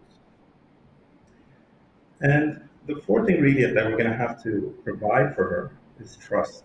I need to trust her enough, and she needs to trust me. I'm going to trust her enough that she's going to be able to do it in order to enhance her confidence. And she's going to have to trust me and my judgment. And the last aspect that I need to provide her with is when she succeeds, we're going to celebrate. We're going to say, hurrah, we're going to clap, and we're going to celebrate her. And of course, I'm going to give my daddy a hug. So essentially what I did here is go over the steps of empowering a team member. And this is probably one of the most important team members in my life, my youngest daughter. Next. So what I went through right there is called the circle of empowerment. There's time, we have to allow failures, there's support, there's trust, and there's suffering. We can get examples of this from our training, residency. We took, for example, an anesthesia resident or emergency medicine resident who wants to learn how to deal with the treatment intubations. He's going to need time to get over the learning curve. There's going to be many attempts. There's going to be failures. These failures are okay because they're going to be in a supportive setting, where there's a controlled environment, there's a well-qualified consultant supervising him to avoid catastrophes. Because you don't want a learning resident to have a dead patient on his hand because of what he did. That's not only bad for practice, but it's also bad leadership. So we're going to provide enough support to totally avoid disasters. We're going to provide support for them to get over their failures. We're going to show them trust. And every one of us remembers the time that his supervisor, his consultant, gave him a treat because he achieved something. He did his first intubation, he did his first surgery, or whatever achievement he's been doing in his specialty. We never forget those. They enhance our self-confidence and they empower us. But if I was going to select the one that's the most important among all of these, it has to be trust. And there are many authors that agree that trust is probably the most important element within the circle of empowerment. Next. So I have a few stories with them. And every program director has a ton of stories to talk about when it comes to chief residents. I wish I could make my own book on chief residents I've been through. I've had a phenomenal set of chief residents during my career. I wish I could write a book about each one of them. But I want to mention one of them specifically. Back in 2007, when I became a program director for medicine, I had just picked up the program from one of the most charismatic program directors this program has ever had. He had a whole bunch of medical education degrees under his belt. The residents loved him, the students loved him, and when he left, they were stuck and bummed with him. So I had a lot to prove. At the same time, there was a new chief resident that was just assigned, and he was facing the same frustrations I was. So we sat down, we tried to resolve the issues. And then he told me his biggest dilemma. He said, ever since I took this chief residency, nobody handed over anything to me. I have a lot of things to do and no tools to help me. And I thought, this is going to be a lot of work we're going to have to do. But he told me, you know what? I'll take care of it, if that's okay with you. I said, are you sure? I said, yes. So I decided to actually trust him. Yeah. So we had to trust him. I put my trust in this new chief resident, and he took his time. Actually, I almost forgot about the whole incident because the residents were not complaining, the service was going smoothly, and at the end of the year, he came and showed me his products. He had collected a whole bunch of applications, documents, spreadsheets, everything, every tool that a chief resident would need in order to succeed, in order to run the program smoothly. And and with that, I thought this was amazing. This is something that I cannot do. He did something that was beyond my own capabilities. And actually trusting him was one of the best decisions I made early in my career. And just to show you how important what he did was, this toolbox that he created now 15 years later is still inherited from one chief resident to another in all emergency medicine programs across the nation. The scheduling system, the regulations, with minor adjustments here and there. My only regret is that I never had a chance to celebrate this great achievement of his. And it's too late to do that because now he's no longer a resident, nor is he a colleague. He's actually the executive director of our hospital. He is now my boss. Or to put it in better terms, he's my leader. And this was one example of how good trust can actually create excellent things. And I'm sure I had nothing to do with him getting to become an executive, but I'm sure people saw how trusting he is and how trustworthy he was. And hence he got those positions. And I'm proud of him. Another example about trust is I've seen a resident from other services. He would do some treatment to the patient, and the patient developed an adverse event. The adverse event was something that was expected, but the resident chose to hide it and not disclose. So I went and asked them, you should disclose. You need to disclose this to your consultant, to the patient. And the resident said, I can't, I'm afraid of him. The resident was doing something bad because he did not trust his own supervisor. And that was not only bad practice, that was a liability to the consultant himself, to the hospital, to the whole patient care system. There has to be trust within the teams that are working in healthcare providing systems, or else we're all liable to problems like this. Which brings me to my last slide. Next.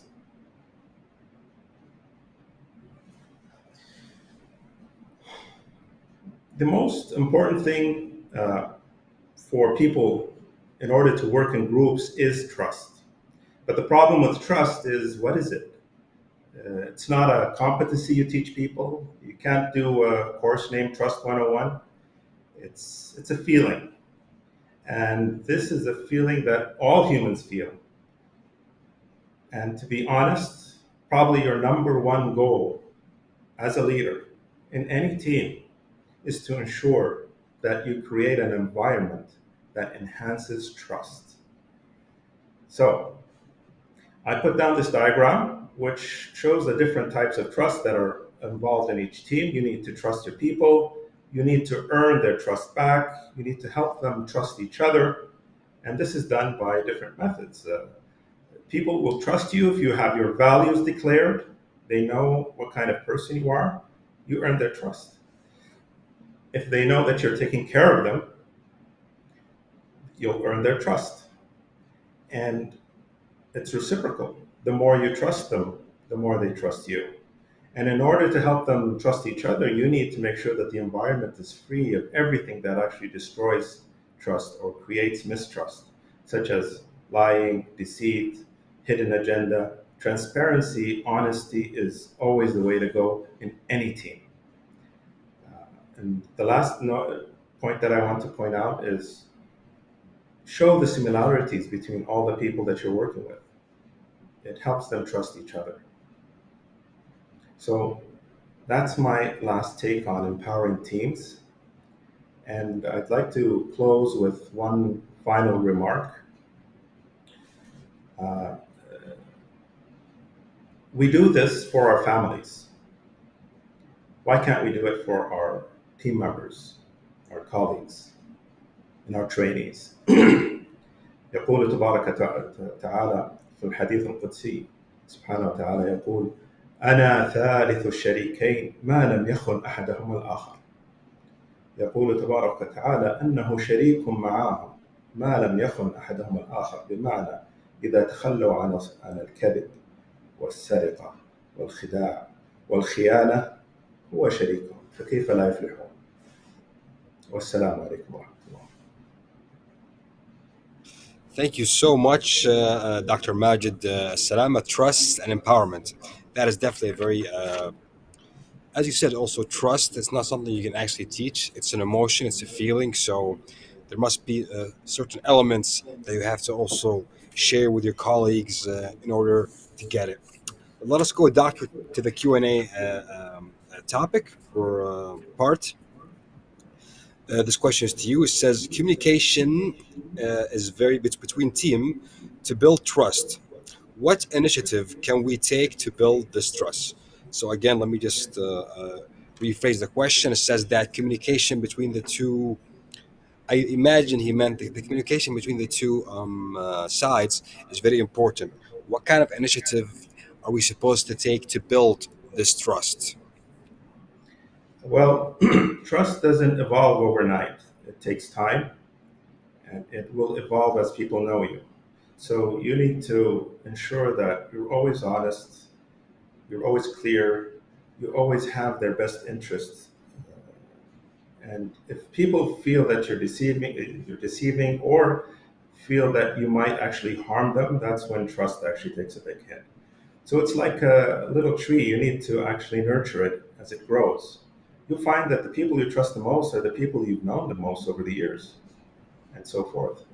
And the people that you mistrust are either people you just met or people you've known very well, that they are not worthy of your trust over the years. Very well said.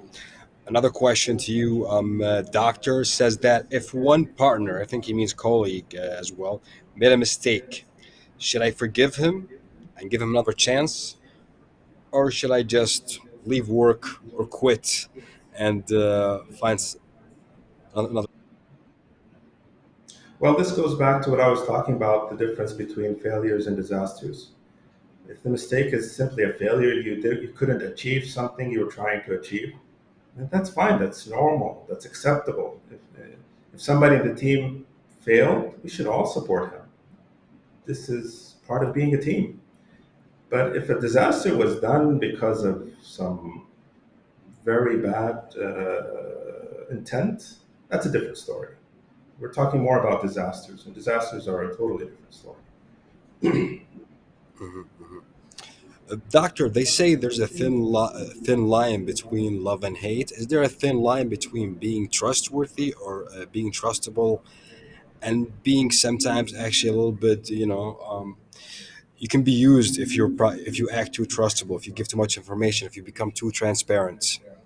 Is there a thin line between these two elements as well?